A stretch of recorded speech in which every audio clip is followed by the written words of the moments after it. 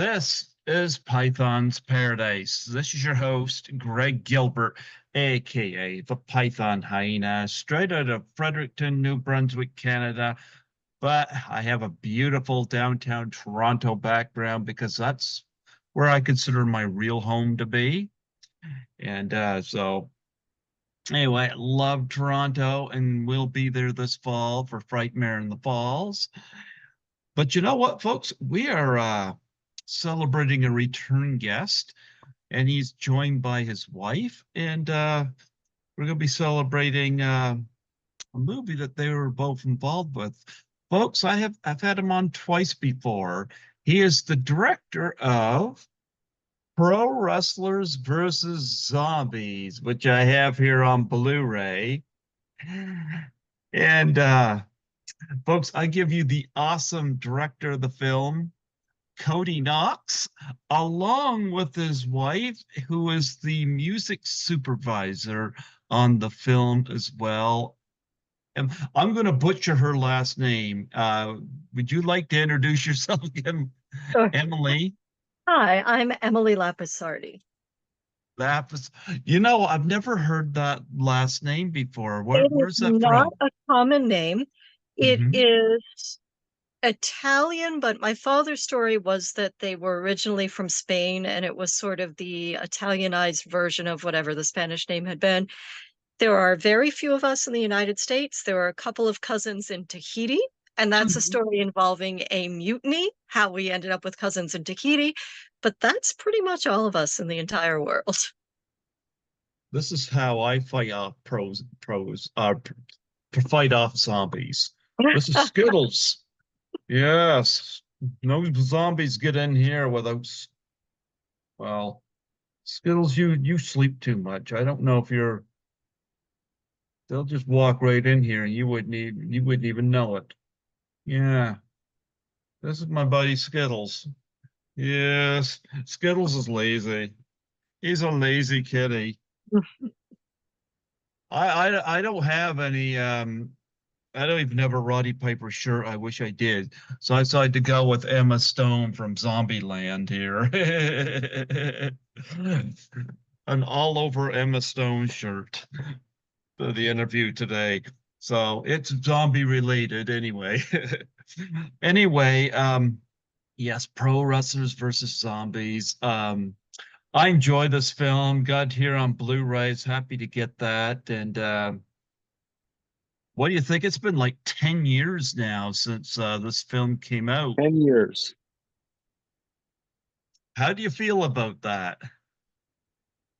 It's almost surreal. I can remember getting ready for it, but I got married to M when we released it that year, so it's kind of easy to remember how long it's been.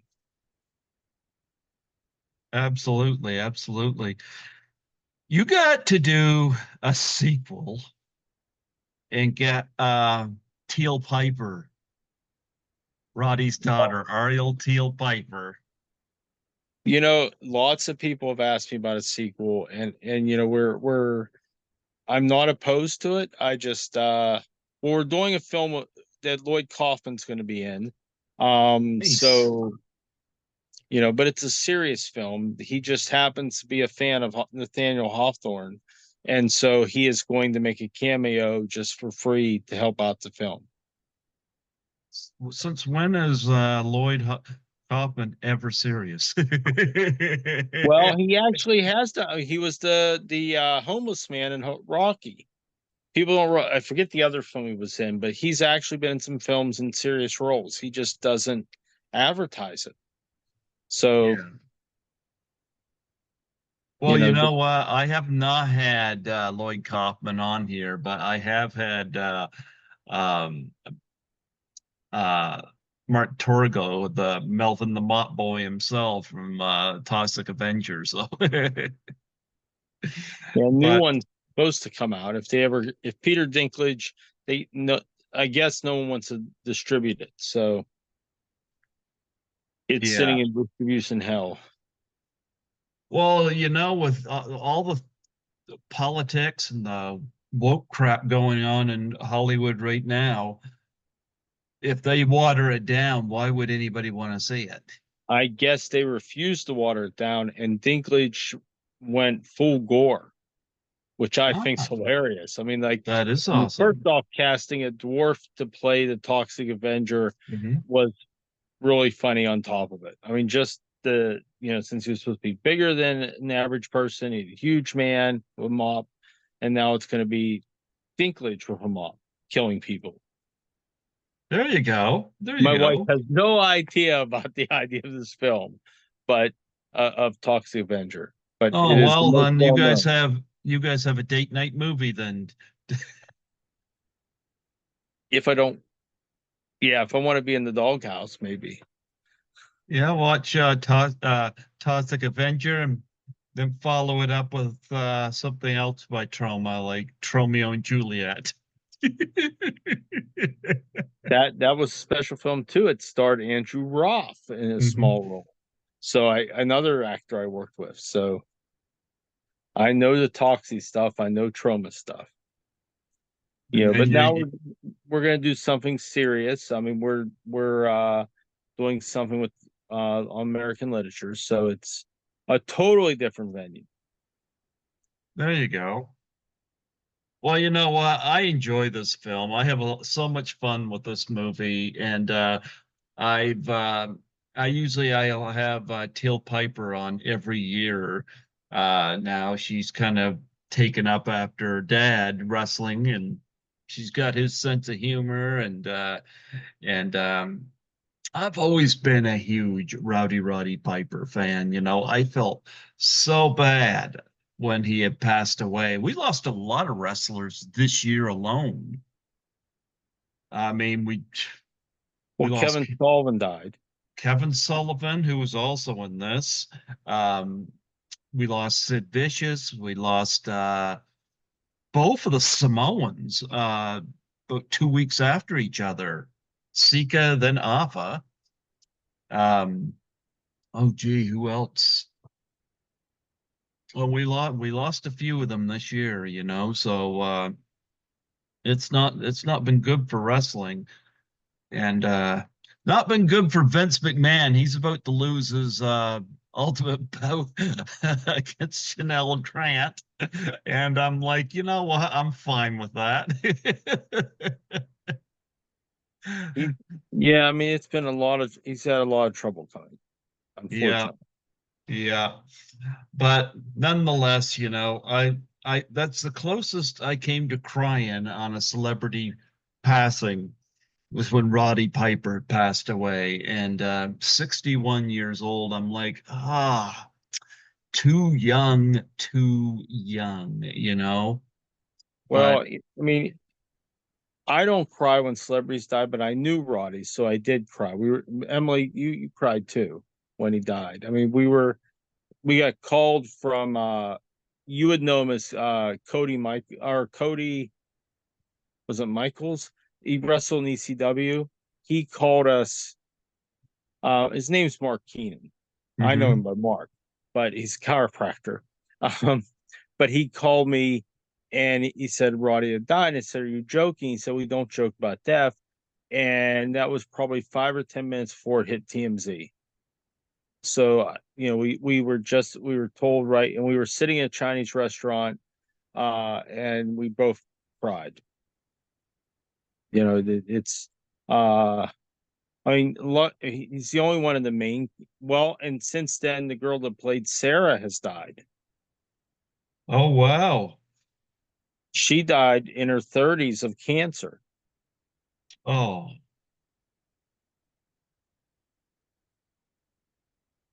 and we lost Kevin Sullivan as well.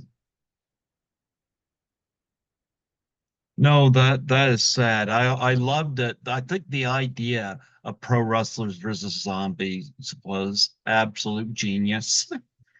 I love it. This is the kind of movie, you know, that deserves a cult film status. And I hope it only gains more in popularity. Just the whole idea, the whole concept behind it was absolute brilliant. Everything from Kurt Angle putting the ankle lock on a zombie and ripping the foot off to Roddy even using a coconut on a zombie's head, of course, famously from the Piper's Pit segment where he blasted Jimmy Superfly Snuka, you know. The coconut bit, was that in the script or was that Yeah, improvised? yeah, yeah. That was the first thing we shot. So, we wanted to make sure that it was absolutely perfect when he got done with it. And um, it's I asked him before when he died, last time I saw him, was the hit of I knew that the coconut was tricked up, but was when Snuka got mad, was he really mad? Was that, an act, or was he actually pissed at you that you did something wrong with the coconut? And he said to me, I said, how real was it? And he said, how real was it for you on stage when he basically jerked my chain?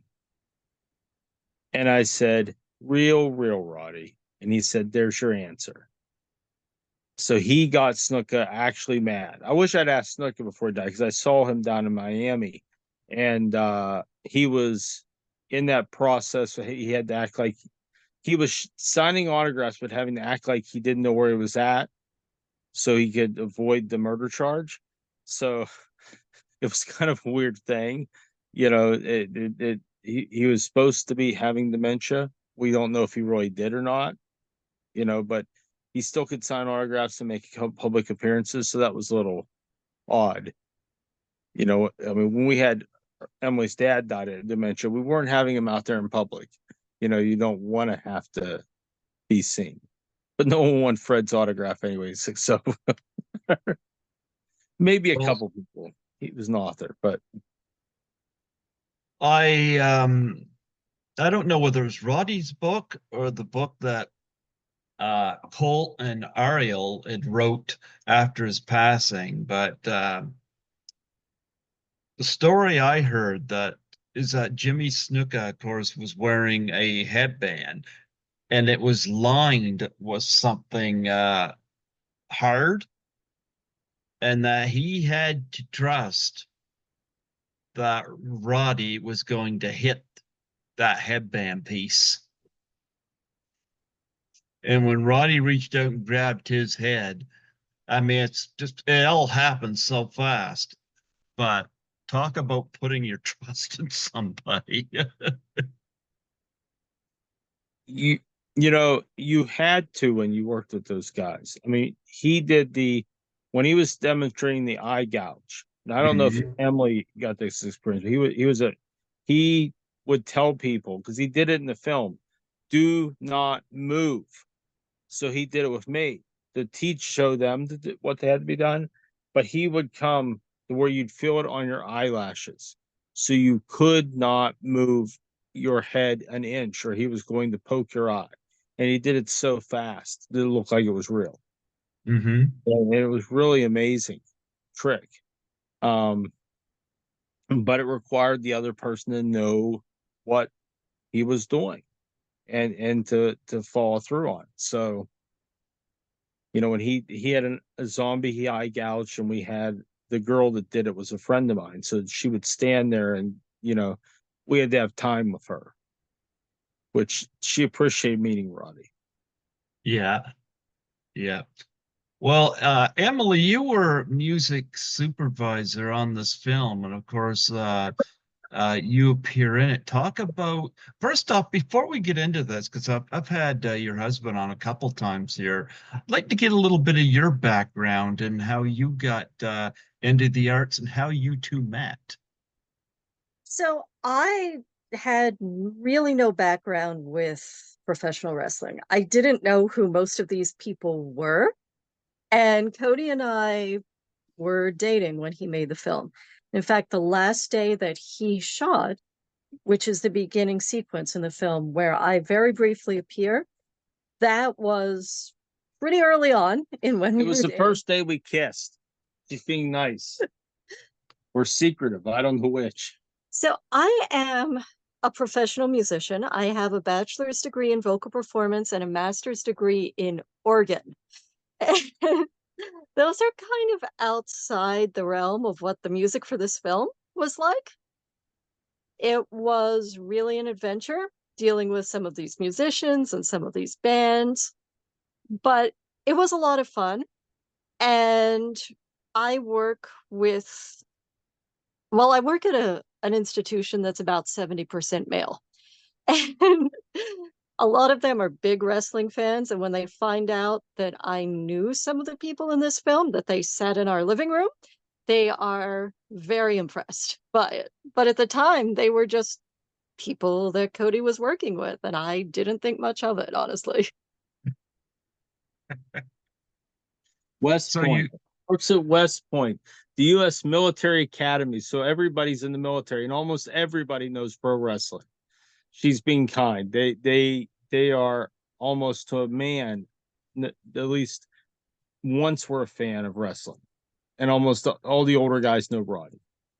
And actually, I found out a couple years ago that when my cadets and I go on trips, I direct one of the choirs and we perform a lot of places, that it was kind of a tradition among my cadets to watch Pro Wrestlers versus Zombies in the hotel where we were staying on these trips. Oh, wow. And what's it like watching it with people? I think it I I like when the audience is reacting and you can hear them, they're laughing, they're enjoying it. We had the opportunity to travel around and show it in a number of places when it was first released. And that it was a crazy trip, but it was a very memorable trip. And the best part of it was the audience reactions, getting to meet these people who just loved the concept, loved the wrestlers, and had a great time. Not 14 hours in a car. I don't think that was the best part of it. No, the 14 Day hours in after the car day were after definitely. day. We thought- drove around in a van stuffed with DVDs and t-shirts and signed 2x4s from Hacksaw all over the country. And I said to Cody at that point, well, whether this works or not, we are never doing this again. But you guys are going to do this again, right? Not the van all over the country. No, definitely not. No. There's a day I don't even remember. I mean, there's a day she's had to tell me what happened because somehow I completely forgot the day.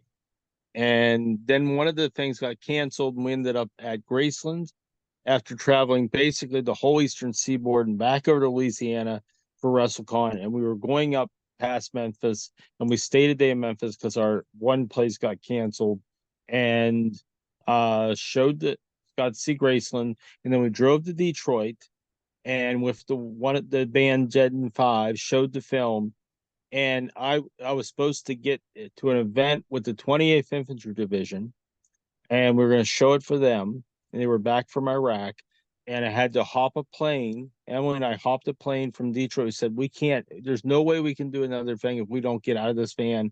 We're going to go nuts. So we left the guys in the van to drive it to the event, and they did get there, and we flew a plane from Detroit back to Pittsburgh. Oh, wow. And then still had to hop in a car and drive to Fort Indian Gap. Is that right? Yeah. So it was still traveling, but at least we didn't have memorabilia stacked around us. And I mean, the whole thing was that was, we probably should, what we've done now is we go to one premiere, one theater, and make it an event just at one place. We should have done that for WrestleCon, but instead we tried to go to Matt Hardy and Jeff, North Carolina. We hopped around. Mhm. So, but it was a lot of effort, and I think the Detroit trip and of course, doing it from the military, I have a plaque up on the wall.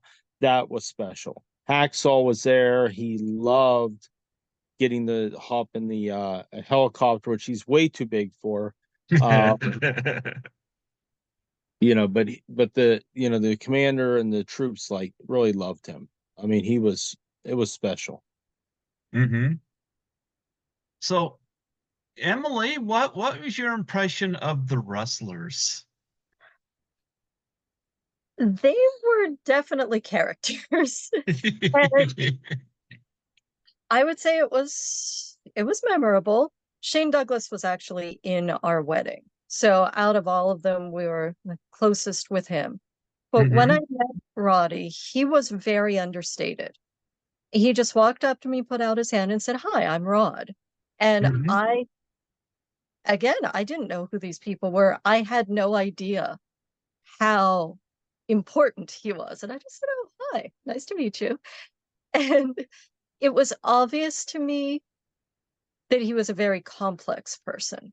And that, I think, even though I didn't know him as well as Cody did, I was I was very moved when I found out that he had died because he had made such an impression on me in that short time that I did know him. Yeah. What about the other wrestlers? I would say my favorite was probably Hacksaw. He's a lot of fun and he's a genuinely nice person too, but always playing jokes on us. Like we were in this horrible van full of merchandise. And one of the guys who was involved with the production was backing up the van, and Hacksaw hit the side of the van like he'd run over something and totally startled him. Then he was in the back just cracking up. There you go. There you go. Yeah, I start excuse me, started watching wrestling in was early 1987. Like my I didn't watch wrestling, but I noticed at the time Hostess potato chips were had these stickers in them, and there was about 20 different stickers of 20 different wrestlers that you could get, and I got them all. But I remember the first one I saw was one of Jake the Snake Roberts. And me being a snake lover, I was like, who is this character? You know? And I when somebody told me that he puts a snake on his opponents after he wins a match, I was like, I gotta see that, you know? And as I was collecting the rest of the stickers, oh my goodness, the bizarre assortment of characters that were on these stickers. I mean, Roddy Piper was on one of them, and but I mean the bizarre assortment of characters that were on these stickers, like guys like the Honky Tonk Man, Kamala, George the Animal Steel, Outback Jack. I was like, these guys are odd looking characters. I mean, it was like a human cartoon, with these individuals, and so I wanted to see Jake the Snake, but I remember the first night that my older brother and we were at my cousin's place. We were watching wrestling. We didn't see Jake, but we did see, and I've told Teal Piper this. I saw a six-man tag elimination match, which unfortunately only one of the individuals is still living right now. But the match was on the heel side, the bad guy side. You had the adorable Adrian Adonis, King Harley Race, and Randy Macho Man Savage. Savage, of course, was on one of those stickers as well. You can't get too much stranger than that. Then on the face side, the good guys, you had the Junkyard Dog, who was on one of those stickers. You had Ricky the Dragon Steamboat, to me, one of the absolute best in the ring ever. He was on one of those stickers. And announcing his first of many retirements, because I think he was in competition with Terry Funk for most retirements, Rowdy Roddy Piper. And Piper won the match after eliminating Randy Savage. It came down to Roddy Piper and Randy Savage. Piper won the match. And WrestleMania 3 to me this day has never been topped for me. It's the best WrestleMania. And of course, Roddy Piper defeated Adrian Adonis in a hair versus hair match and went on to shoot They Live.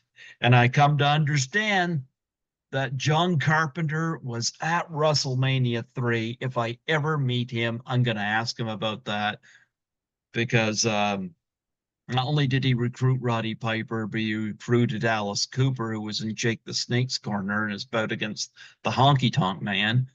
Recruited Alice Cooper for Prince of Darkness. So, but that was my introduction to wrestling. And so I wish I could have met Roddy Piper. I wish I could have, but I'm hoping eventually maybe I get to meet Teal because like I said, I've become friends with Teal Piper. And she's got a lot of her dad's spunk in her, I'll tell you that. And so did his son Colt. I've had them on here together. So, but Ariel's involved with House of Heathens, where she and her partner Damos are an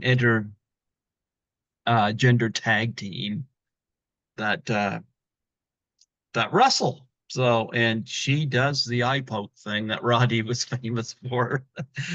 And she could do the sleeper hold and all that. So she was very well bred in this. So there you go. So since this movie came out, has Cody schooled you on all these wrestlers? Has he showed you some matches? Yeah, I've learned a lot more than I ever thought I would about it, but I Uh-huh. still certainly don't have his background or depth of knowledge on them. But people ask me about the film a lot, so Hmm. it helps to at least know a little bit about what they're talking about. Yeah. Well, I'm happy to say Roddy Piper was one of those guys that got a clean victory over Hulk Hogan before his passing. So I think it was WCW, but always loved Roddy Piper and sad that he's gone. But I'm really glad that he was involved in this film because I believe Cody, I think you had mentioned that Roddy was part of the reason a lot of wrestlers came on board. Is that correct? Shane got Roddy, and then Mm-hmm. everybody else came on board. Um, it was actually supposed to be Mick Foley, and we wrote it for, well, there was 3 iterations of the film. The first version was always Mick Foley in the Roddy Piper role, and then Mick couldn't do it for some reason, so he suggested Roddy, and we loved the idea of Roddy. So that we Shane got hold of Roddy's agent, and then he came on. Um, the Hacksaw role was supposed to be first Bruno San Martino, because we were going to do it, Oh, get love Bruno with Bruno. Roddy, and the film, we couldn't get it done before Bruno passed away. Um, but we were gonna have, and we couldn't make a deal because Bruno, he's expensive. I mean, because he, you know, would be a lot like The Rock in the sense of just the history of it. But Shane, everybody knew him because it was a Pittsburgh thing. So it was like, let's go to Bruno. And I mean, even our executive producer knew Bruno personally. So it was a lot of negotiation. It wasn't going to happen. Then it was going to be Terry Funk. I love Terry Funk. Oh, he Yeah. would have been brilliant. Yes. And at the last minute, he said, SAG might pull my insurance. Obviously, Roddy was a member of SAG too and didn't care. He knew they wouldn't. But Terry was scared because he was having the health problems. I mean, since passed away. So we went to Hacksaw, and they called Hacksaw on a spur of the moment and flew him in, and was like, okay, Hack, you've got to do the same role, but ad lib what you would say.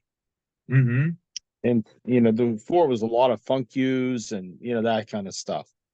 And so he just took over, and obviously Hacksaw's a completely different guy than Terry Funk. And but it worked.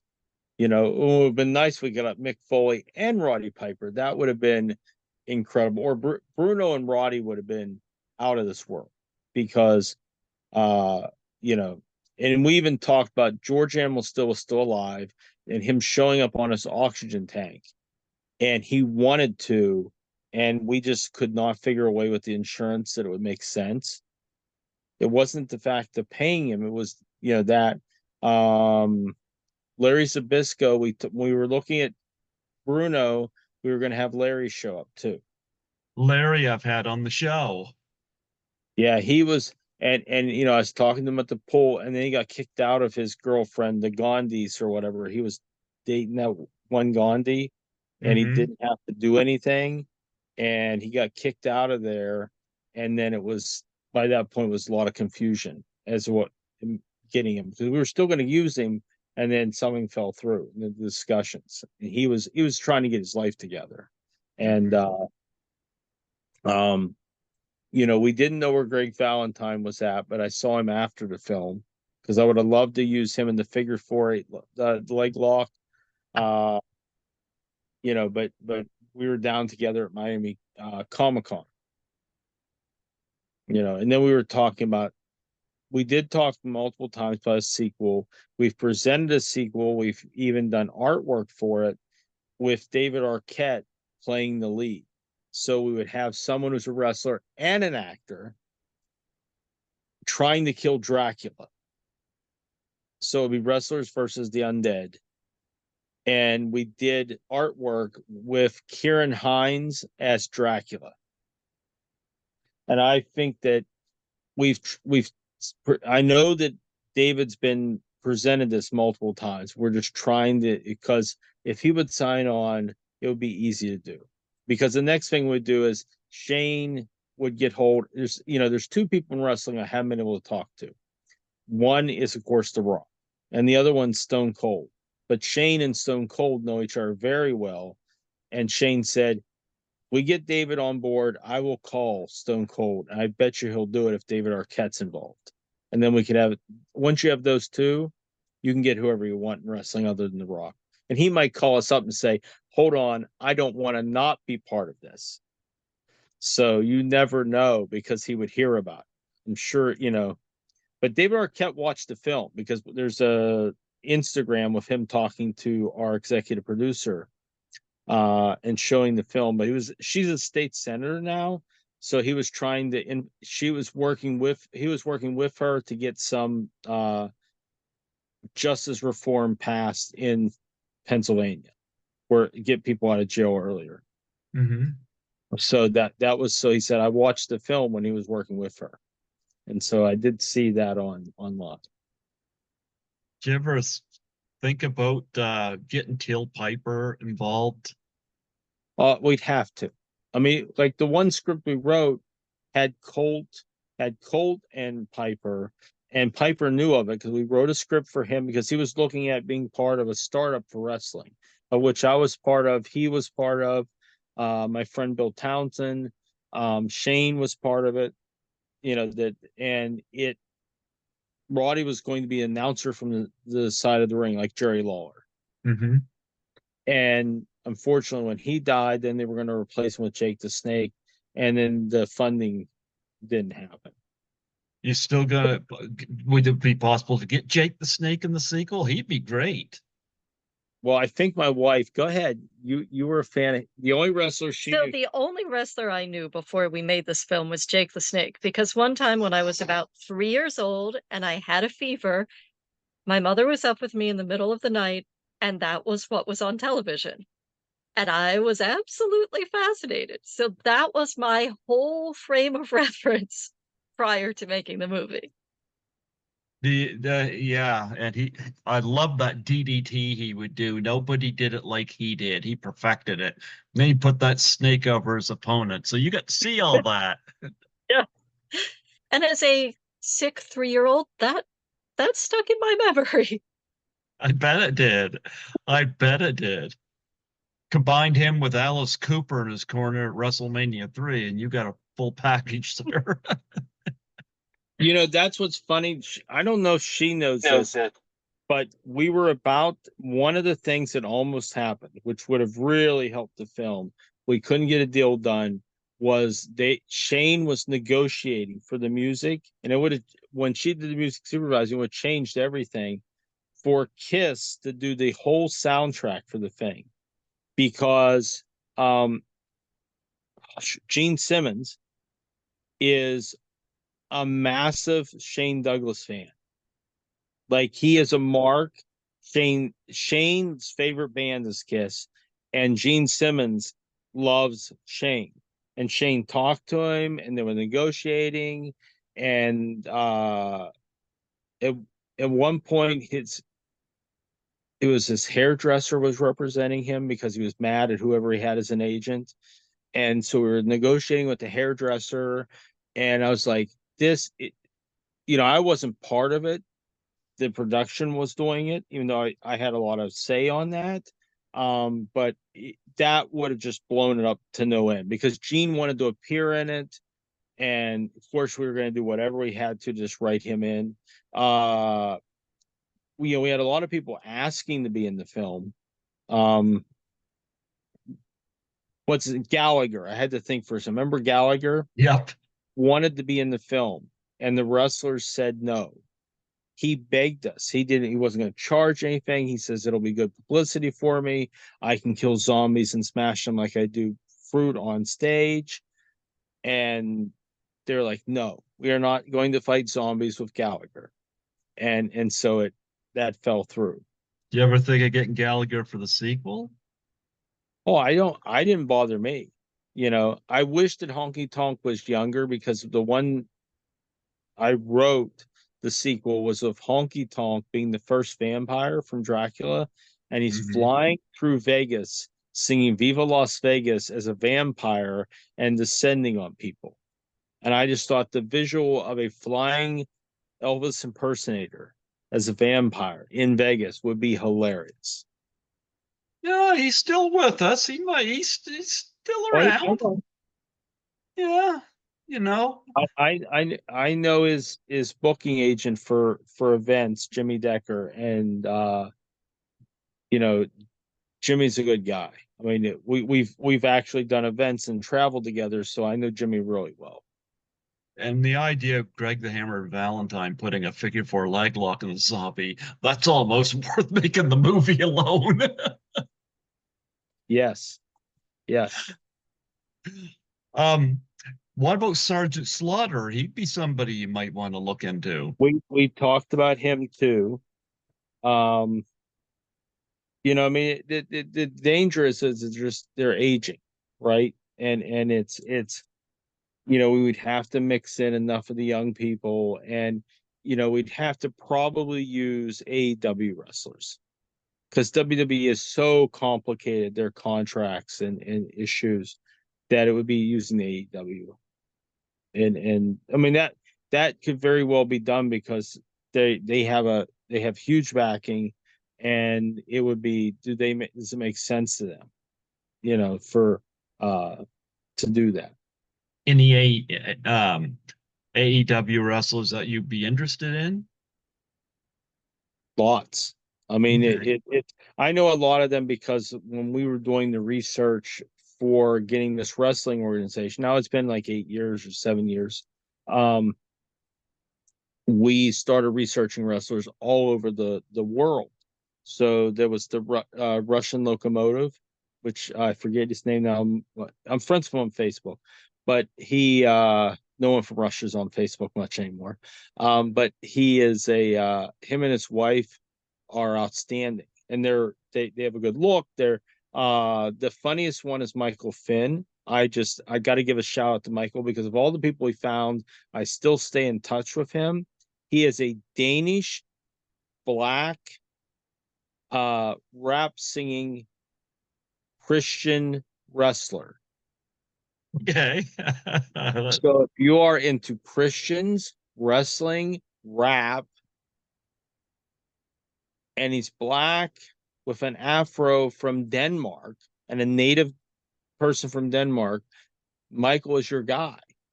And he's like 6'6". He's chiseled, but he's just multi-talented. I mean, he loves to do music. He's good at it. He's great on the mic.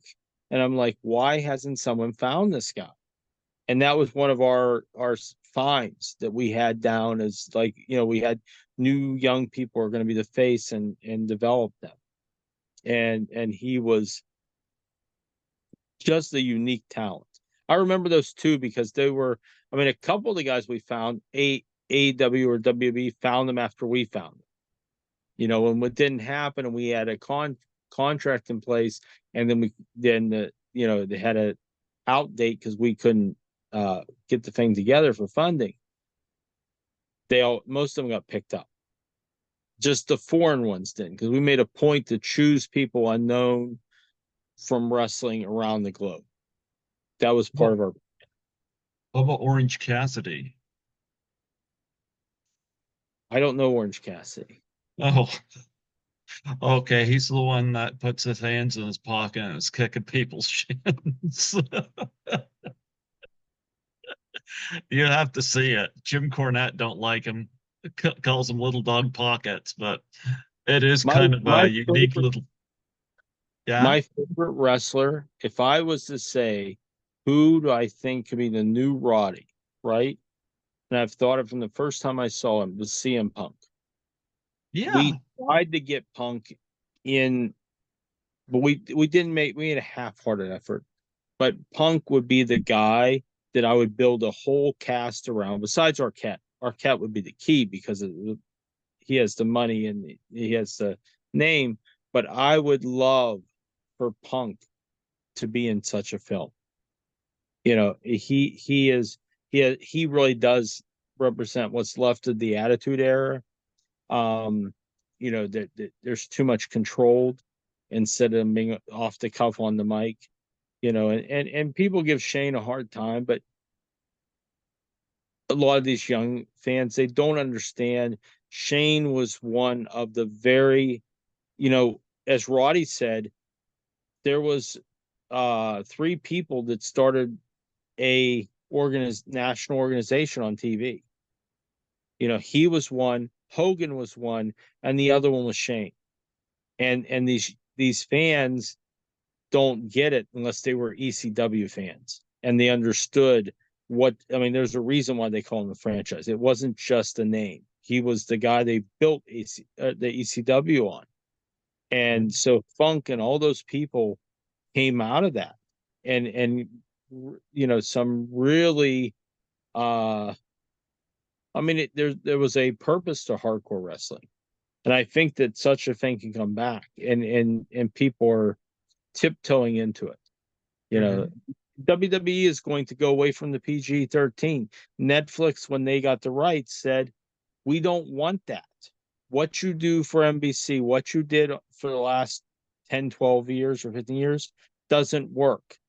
They look at analytics. We don't need to be virtue signaling. We need a product that people want to watch. And the product they want to watch has men beating up things and hot women, and give it to us the way we want it. Don't give us the virtue. And I think it's great. And Vince is no longer has a say in it. Now they got to make money because they've been losing money. Yeah. And somebody who'd be great in a zombie movie would be Rhea Ripley. There's,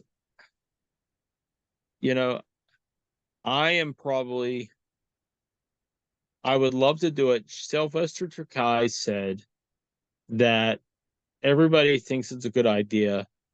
Everybody knew it was a good idea before you did it, but nobody was crazy enough to do it. And Sylvester was from my hometown, so that I got to know him. He sold me my car.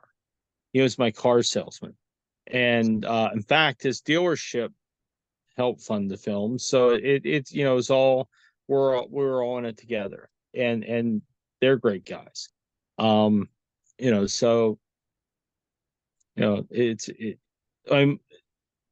still sometimes go promote it. I went to a bar in New York. It was supposed to be hardcore wrestling, and I got to wrestle my first time for a belt. Troma arranged that, and I got the belt for about 2 minutes, and then he was supposed to drop kick me and then take the belt. And guy's a great guy. But what Roddy told me was, when you start dealing, you're used to dealing with us. When they would tap you and they'd hit you and you do the fall, you barely felt it. Kurt Angle, Matt Hardy, those guys were so professional. You were never going to get hurt. And when you're dealing with the independent wrestlers, you're all of a sudden getting kicked for real. And, I was on concrete and I was like, I'm not doing that again. Not unless I'm with the best of the best, because they taught me how you do it with the best. And how to fall right. But when someone hits you for real, now all of a sudden your timing's off. I saw Matt Hardy get hurt, but I won't say who the wrestler was, but everybody knew that he was out of control and he was using steroids. And we didn't know if it was an act or not. It was part of the show. And we were an event, and it wasn't an act. I mean, I know the ambulance actually took him out of there. I talked to him afterwards, and it was because the wrestler is using roids and out of control, and they were worried about putting him in. They said, okay, he'll wrestle against Matt. Matt agreed to do it. And people are constantly not wanting, I know the better wrestlers are like, no, I'm not getting in a ring with him because he doesn't know how to do the moves right. Sounds like New Jack. New Jack was there that night, and it was not him. He was fun because he smashed. He jumped down from 2 stories into tables at school cafeteria tables and broke them. He did it.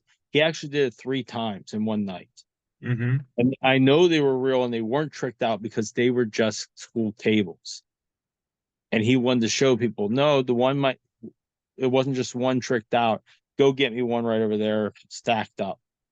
And I was like, wow. He was, a little messed up. Yeah, I mean, it's the Sabu. I was around when he passed out that time in Philadelphia. I was there that night. I remember hearing it and I went, wow, that it's real. When it comes to hardcore wrestling, I think that you can't get any better than Terry Funk, because the thing with Terry is he could do the hardcore wrestling, but he could also do a technical wrestling match. He could do the brawling. Terry could adjust to any form of wrestling at all. I think that's one of the reasons why Japan loved him so much. They could just do whatever they could with him. They love Terry, that. yeah. Absolutely. Absolutely. I could just see him taking a barbed wire bat to a zombie too. That would have been. But I wanted to ask you about because I know when talking to you before, I got your IMDb up here, and I want to get this correct. Kecksburg. I remember you were doing that with Lisa Wilcox. Well, Um, she was in the cast. There huh? was someone going to invest money, and there was contingent on her, and it didn't come through from him. Oh, okay. So we did make the film, Mm-hmm. and there was good sides and bad sides. I mean, I you know I feel bad when a film doesn't come together because I'm mostly responsible, Mm-hmm. and but we've went on and we now have done transubstantiation, which is by far the best reviewed film we have. But it's more like who's the Swedish guy, the director, had people playing chess. Ingmar Bergman. One of my friends who's a playwright said it was basically a stage play. And people were pontificating about the existence of life. It's about as far removed from pro wrestlers as you could possibly imagine. A priest having a philosophical conversation with a vampire. But there were a couple fight scenes. There was fight scenes, which I did the fight choreography, and the insurance said I was qualified because I'd been trained by Roddy Piper and Kurt Angle and Matt Hardy and Shane Douglas, mostly Shane and Mm-hmm. Hacksaw. And now we did Wieland, which is America's First Novel, which is a gothic musical, horror musical. And now we're going to do Blithedale Romance from Nathaniel Hawthorne. And again, these are very far removed from pro wrestlers versus zombies. Though there will be Lloyd in Blythedale. He's going to play a nice serious role in riding a horse-drawn wagon and say a couple lines. Go ahead, you can say something. You started to say something and you did. Oh, okay. I thought you did. Yeah, So, absolutely. Absolutely. So, how are things with you lately? I know you've had some health setbacks and whatnot. How are things going now? good. I mean, I had a stroke about 14 months ago. Hmm. And they say as long as you keep recovering, you're going to keep getting things back. I still am getting motion back. I was paralyzed on my right side. The main effect is I've lost use of my right hand, though I can squeeze. I can move my middle finger, my pinky, and my thumb independently. And the pinky started in the last 2 weeks, roughly. So I'm very happy. But the main I'm happy it happened. I know that seems weird, but it was a blessing from God that my not only that I'm alive, but most importantly, it taught me a lesson. I had to take care of my health. I had to focus on what's important, which my son, my three sons, my wife. Um, I hope it's made me a better person. She could make the statement yes or no, but I try to be. And I regret things that happened when I before, and you can make excuses for it, but the truth is that you have to be willing to change things about your life. And um you know and you find out that what's important is that we love one another, and we help other people as much as we can. And that's been a real that's partly, I think, that's affected the choice in films, right? It's not trying to do something, nothing against what I did, but I'm want to do films about um bigger issues and not woke stuff like people do, Yeah. not the fake important issues, but actual important issues that deal with who we are, why we're here, um how we treat others, why it means something, why every world religion talks about treating others, taking care of others. Well, why don't people? I mean, we all say that we should, but really we don't. And that's a very, you can meet someone and you know who they are by their spirit. And when you're in a bad place, it's obvious. And when you're in a good place, it's obvious. And you want to be, somebody who is in a good place that you can encourage others to be better. Here's something, because the reason I bring this up is because, I turned 52 this year. My health is fine, but you never know. So you mentioned something about your blood sugar and whatnot. What are you eating now for, like you mentioned something about your diet. So I'm kind of Uh, listening in on that to take oh, some I mean, cues for myself. it it's a low carb diet. It's not no carbs. I have a piece of pizza with my sons. But I weighed about 250, and now I Mhm. weigh about 190. Well, that alone makes a huge difference. I went from what size waist? 44, 46 Yeah, like 44. to a 38. So now Mhm. I'm in normal range. As far as they thought I was going to be in a lot of insulin. And when I was in the hospital and recovering, I chose not to eat the diet they gave me. They wanted to give me veggie lasagna. Well, that's carbs. It's heavy carbs. So you're trying to avoid meat, but you're giving me carbs, and carbs are, So I even told them, I said, "Why are you giving a diet to diabetics like this? Then you're telling me to take the insulin." And so they're like, "You're um the my blood sugar was going down, and then I was like low because they'd give me insulin and they'd give me pills, and I had to eat pudding because I was dangerously low. And then they cut the insulin out. So before 4 weeks was over, I was off insulin. I was just on lisinopride and off and metformin. and now I'm just on metformin, and I take even less of that than originally. Um, but it's watching the diet. It's not eating heavy carbs, not drinking drinks except seltzer water or something like that. Um, and not consuming too much in a day. I've got to stick no more than 2,000 calories, and most of the time lower than that. But once you're into it, you don't think about it. It's like, and you graze. So you go eat 200 calories, you eat a snack, and that's all you eat. But you eat another one 2 hours later. Instead of one meal, one meal, one meal, you don't eat heavy. You don't, it's not like the French eat, the idea of these little meals and lots of them. Mhm. And obviously you exercise, but the truth is, as you get older, I'm 56.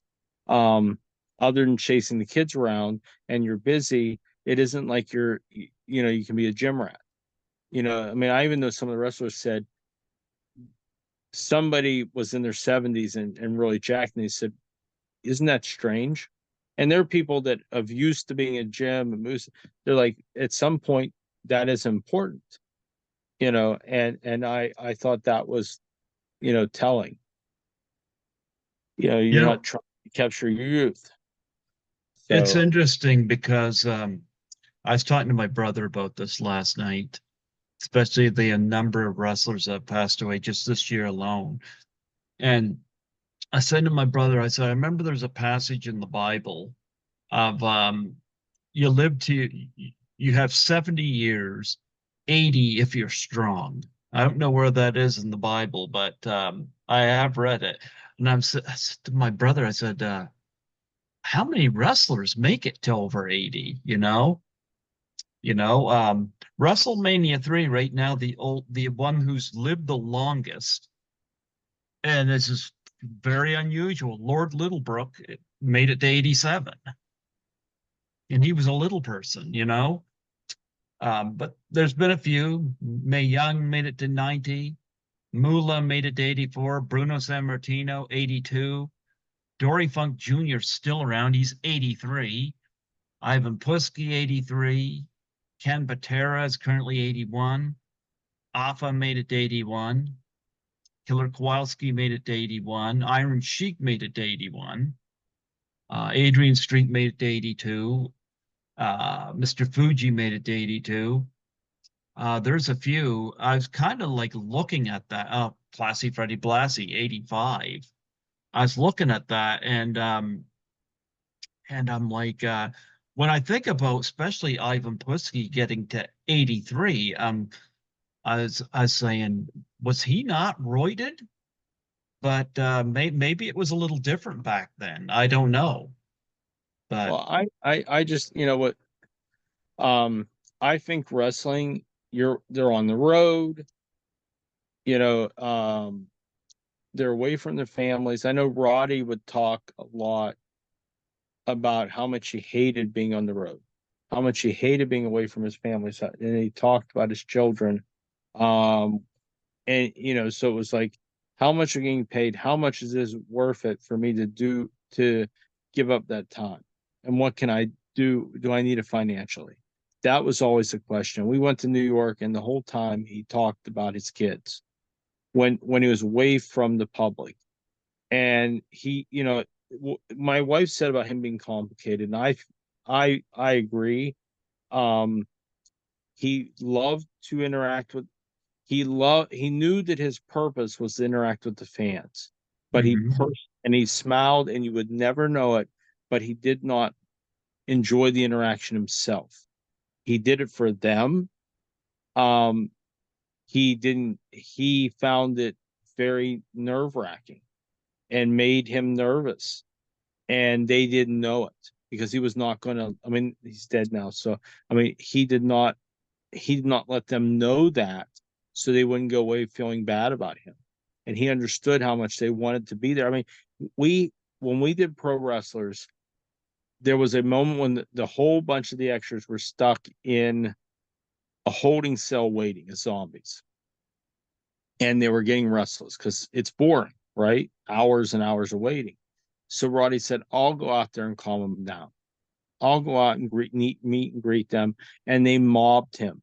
And they were pulling on his jacket. And he was scared. I don't want to say scared. There was events in his life where people had attacked him. And he got very nervous and did not like all those people grabbing his shirt. Who would?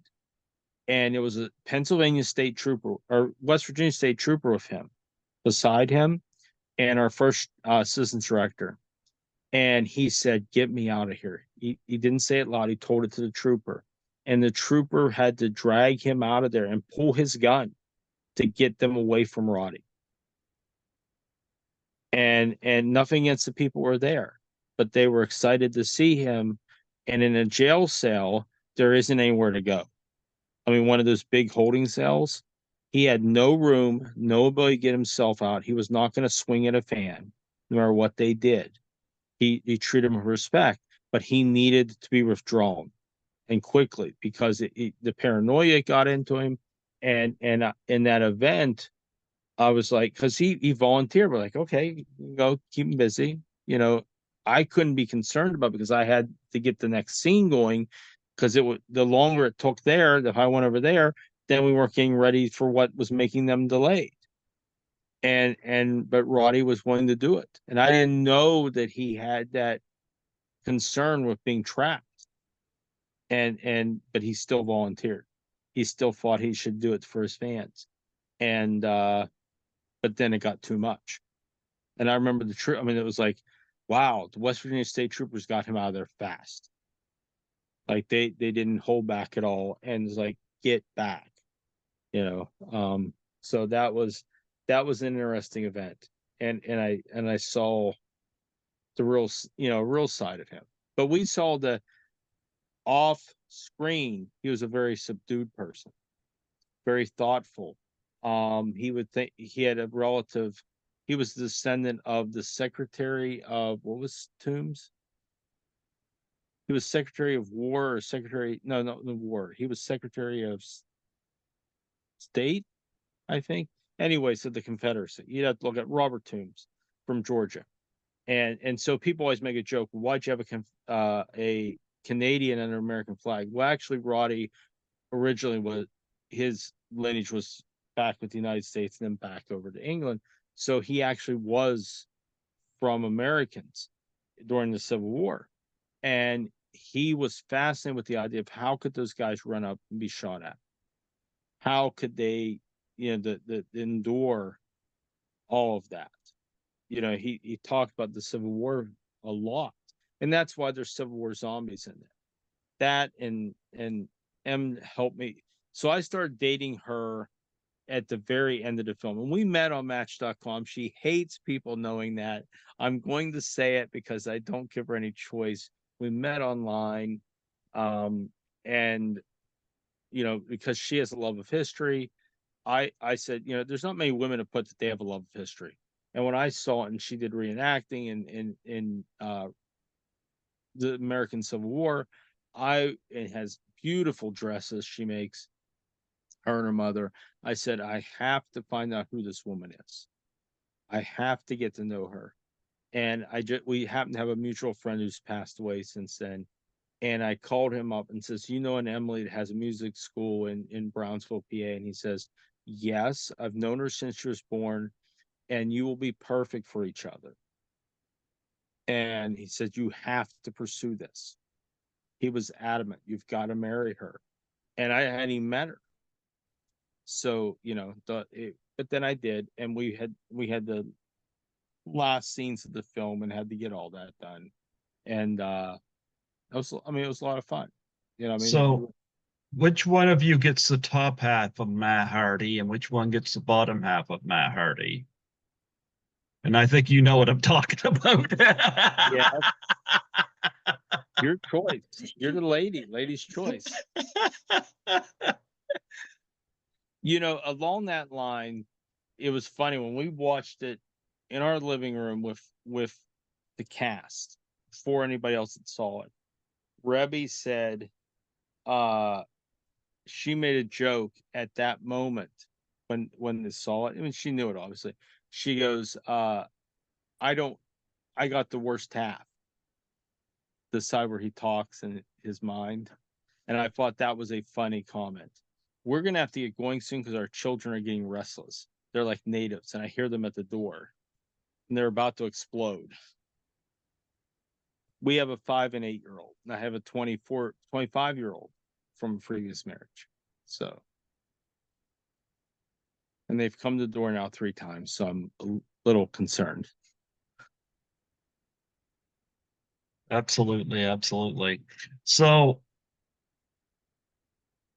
I want to ask Emily a question here, since she is involved with music. What is your favorite instrument? So actually, I am a professional organist, and I Mhm. get to play the largest organ in a church in the world. It is the 3rd largest organ anywhere, but the 2 bigger ones are in a department store and at the Atlantic City Boardwalk. That is an incredible instrument. So I won't just say organ, because most organs are not like this. The West Point Cadet Chapel organ is like having an orchestra at your fingertips. It is an amazing experience. So on set of Pro Wrestlers versus Zombies, did you get to play Matt Hardy's organs?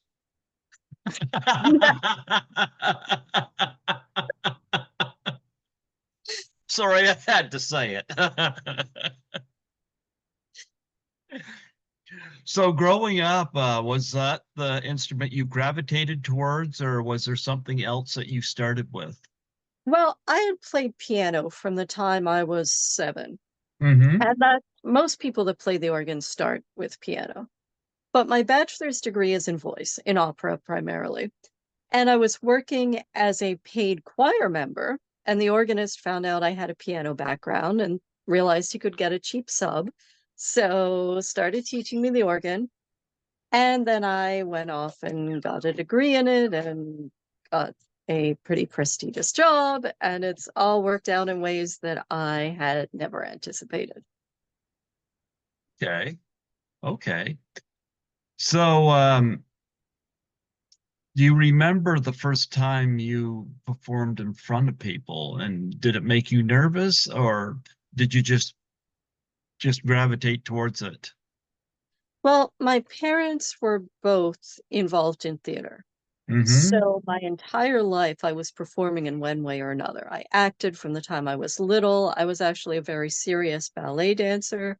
I had trained with Russian master teachers. I danced in Ukraine at one point. So in that respect, I think coming from a dance background, that gave me a lot of respect for the wrestlers and the physicality and the control of what they did. But I've always been a performer.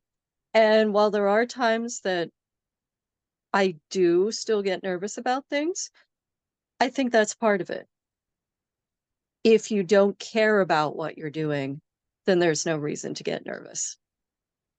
You get nervous because it matters, because the performance matters, and the audience experience matters. Mm-hmm. So, I'm just looking you up here to see what other credits you have. Um, so your last name is pronounced Lapisardi? Yes. Wow. That actually sounds really cool. I'm looking at a few of your credits here. Now, I haven't seen this one, but Orphanage. The title of that just puts a million things to mind here. So that was based on an urban legend from Ohio about Uh, an orphanage that burned up and the children supposedly still haunt the woods there. We went out in the woods, we didn't see any ghosts, but maybe they're there. Lots of people say they are. hmm Yeah. Okay. So you met on Pro Wrestlers versus Zombies. I think that's a fascinating way to meet anybody. And your introduction to wrestling was Jake the Snake Roberts. I think that's pretty cool too. Do you two get to do the conventions ever, you know? We did when the movie first came out. We haven't Mhm. been to anything recently. And I think that's just been a combination of factors that Cody's been working on some other projects, his health Mhm. issues, and my work schedule. Like when I was hired at the academy, one of my colleagues said there's no slow time here. It's not like a normal university. Mhm. The class of that particular year graduates at the end of May, and the new class comes in at the beginning of July. And as an organist, June is full of weddings. Mhm. So I love what I do, but it doesn't give me a lot of scope to travel. Well, that's why you've got to get some of these wrestlers here to help you out. Maybe they'll come to West Point. The cadets would love that. There you go. I try to do a couple conventions a year if I can. I did my first one in the States this year. I was at Chiller in New Jersey, and it's the first time I'd ever been to the States.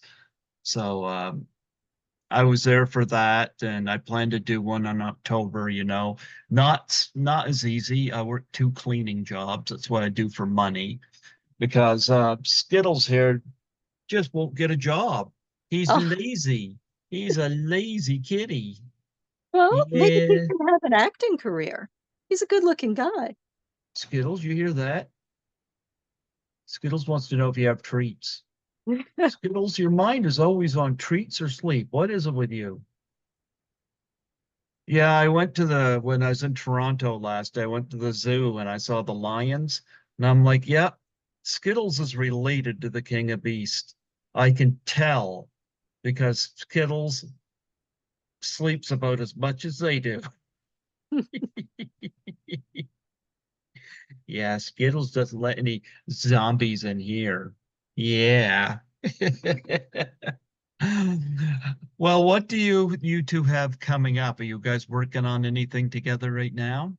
So we're working on The Blithedale Romance, which is an adaptation of a novel by Nathaniel Hawthorne, the guy that everybody Oh, has that's right. He in high mentioned that. school. Okay. Yeah. Yep. And that begins filming in October. So all this stuff behind me is wardrobe for that film. We are swamped in costumes at the moment. I was Hmm. outside putting wood stain on a casket yesterday, as one does. We are deep in production for that film. Any wrestlers gonna be in it?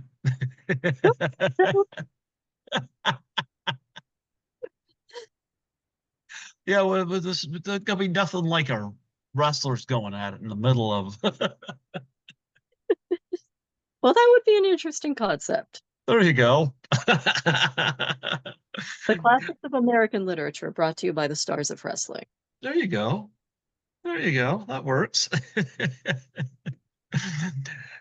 It was wonderful having you two come on here today, and Cody, I wish you a full recovery, you know, Thank you. but yeah, but I gotta say, I bring this movie up to Ariel Teal Piper every time I do an interview with her. So there you go. So you definitely get some promotion out of me with this movie. So this is fun. This is a fun concept. I'm glad it got made, and I'm glad that Roddy Piper was part of it. Again so sad he's gone. 61 is way too young.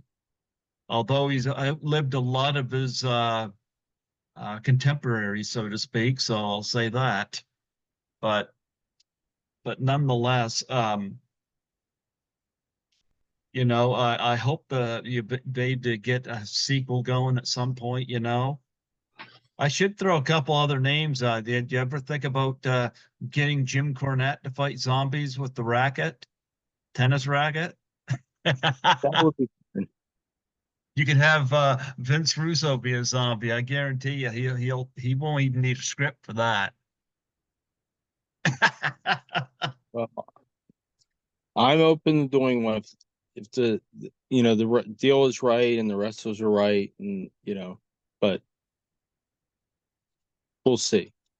What So about Jesse Ventura? Jesse would be interesting too. I love Jesse. So they're opening my door left and right. So I've got to keep going because the kids are crazy. Now all three of them are joining in. Mm-hmm. So That's what you need. I know. That's what you need. Well, you know what? I won't keep you any longer, you know. Folks, check out Pro Wrestlers versus Zombies. This is a lot of fun.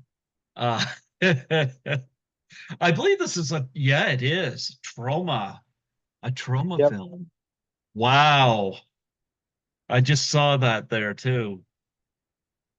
I bet you they just love having that title. They were very happy to get it. So I bet. I bet. But well, thank anyway, you, bro. huh? Thank you. I was just saying thank you. You know what? It's my pleasure, and again, I hope you recover. And thank you, Emily, for coming on here as well. I told Cody to bring you on with them, Again, I love that red and white outfit you have on. You're a lot more classier than your husband. You're not the first person who said that. Yeah? Do the wrestlers tell you that? Yes. They did? Yeah, they say it to me. Okay.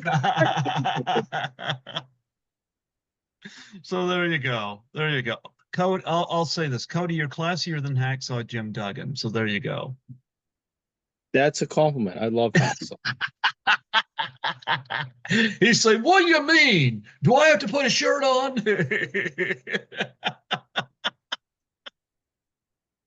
Because we're so used to seeing him go out there in the trunks with the 2x4 and the flag. Anyway, thank you folks so much for coming on here. And again, I hope you have a full recovery. Enjoy your time with your family, you know, and continue to work together. I hope that you're able to pick your projects well and enjoy making them. It sounds like the project you're working on right now is going to have a lot of passion and a lot of fun behind it in itself. Yep. Absolutely, absolutely. Before I let you go, would you mind doing a plug for my show? No problem. Just state your name and that you're the director of Pro Wrestlers versus Zombies and say you're listening to Greg Gilbert on Python's Paradise. I'm Cody Knotts. I'm the director of Pro Wrestlers versus Zombies, and you're listening to Greg Gilbert on Python's Paradise. Absolutely. And we thank Emily Lapisardi. Did I get that right? I was close. Lapisardi. Lapisardi. Okay, I'll get it right when I because I'll put your name on the interview fonts too. So yeah, I'd never seen that name before, but I gotta say it sounds cool. So there you go. There you go. Anyway, I bid you to a wonderful Labor Day and take care. God bless and keep filming, keep creating, and in your case, keep making music. Oh, we will. Absolutely. See you, Greg. Take care. God All right. bless. Bye-bye. Bye bye.